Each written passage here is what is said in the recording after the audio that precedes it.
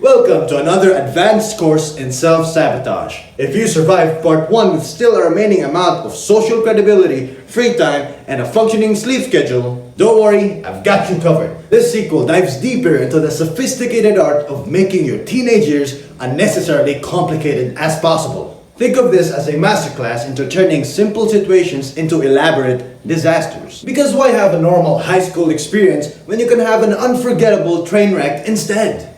So sit back and relax, or just let this play in the background while you're doing something else. Because in the end, you will become hyper efficient in destroying your teenage years.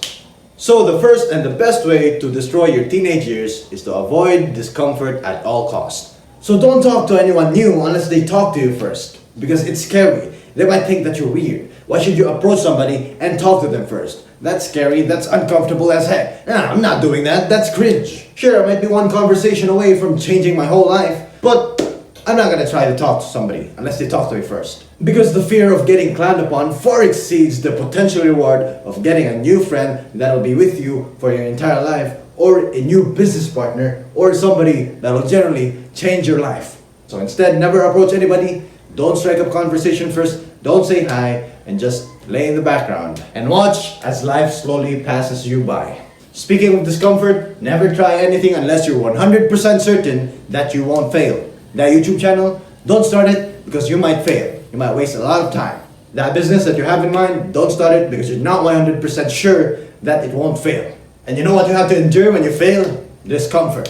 Discomfort of a loss, discomfort of the time wasted, discomfort of the effort you put in. So unless you're 100% sure that you will win, don't ever chase it. Now this next step, this is the best way to ruin your life, boy. And that is to treat the internet as your own therapist. So go on social media, on Threads or Facebook, and trauma dump there. Tell the whole world what you feel. Don't talk to anybody you love and care about on that issue. Talk to it with strangers on the internet, because they know more about you. Don't go consult your friends, your loved ones, because they don't know anything about you. Also, let TikTok decide your mental health diagnosis, alright? TikTok says that if you sleep a lot and you have depression, then you have depression, my boy. If TikTok says you're a triceratops, then you are a triceratops. Now, if those previous tips still didn't ruin your teenage years, I bet I've got one that'll put a toll on your teenage years right here, right now. That is to please everyone. Please everyone you meet. Start every sentence with, "Hey, I completely agree with you." Don't try to disagree and start a commotion. You need to be everybody's friend.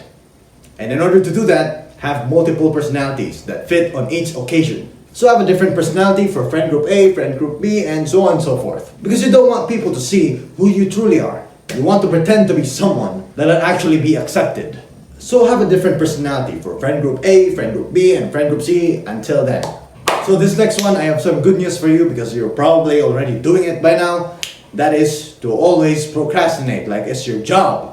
Watch 47 TikToks about productivity instead of actually doing anything productive. Because most people don't want to admit it. They like the thought of being productive without actually being productive. It's like saying, "Hey, I actually worked out because I actually worked out in my dream last night when I was sleeping." And tell me if this sounds familiar. You tell yourself that you will start your homework at 8 p.m. Then you wait, and it's finally 8:01 p.m. And then you just decide to do it tomorrow. And here's another scenario that I'm sure all of you are guilty of. You clean your entire room for hours straight instead of actually answering one math problem. Instead of actually doing what must be done, you decide, "Hey, this is the perfect time to feed my pet rock." Which coincidentally leads me to my next point. Being a master of fake productivity. Reorganize your backpack 6 times instead of actually doing that homework. Or spend 2 hours picking the perfect playlist for your study session and then end up actually not studying. Make very complicated and detailed study schedules and then end up not doing any of them. But you feel accomplished, so technically you did something, right? I didn't actually follow the schedule, but I decided to make it. Because in the future, if I actually put it into action, then I'll be ready. You're not gonna do it. We both know that you didn't actually follow it up. But now that you've seen this video, then you might be actually willing to actually change that now. So those were the best ways to ruin your teenage years. I hope these were insightful and hopefully speed up the process. Anyways, if you don't want to ruin your teenage years, then do the complete opposite of what I just said. Oh yeah. Anyways, if you like this video, then I'm sure you'll also like this one. It's the best video on YouTube. Your grandma will also like it. Anyways, with that being said, stay normal, stay horrible, because it's your boy, AdFeedT, signing out.